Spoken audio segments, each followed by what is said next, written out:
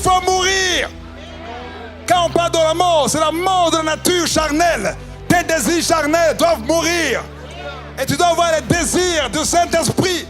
Être inspiré par le Saint-Esprit. C'est pour ça que je dis qu'il faut toujours préparer la journée le matin. Parce que quand tu prépares la journée, tu te dis, ce n'est plus moi qui vis.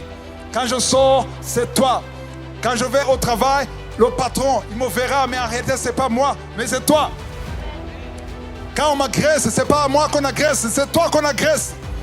Quand ils sont injustes envers moi, ce n'est pas moi, c'est toi. Et là, tu auras la paix.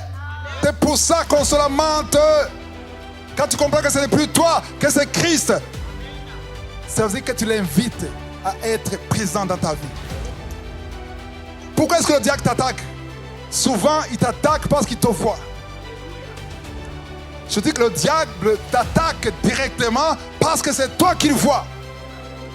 Mais quand tu pries tous les jours, quand tu veux la volonté de Dieu, quand tu mets en avant les intérêts de Dieu, et toi tu te caches en lui, qui est-ce qu'il verra? Parce que quelqu'un qui est juste derrière moi, tu ne vas pas le voir. C'est moi que tu verras.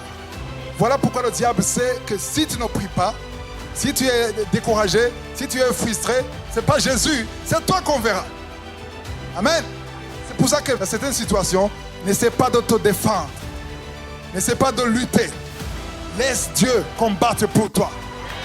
Laisse Dieu, garde silence et tu verras la gloire, le combat, la victoire du Dieu vivant dans ta vie.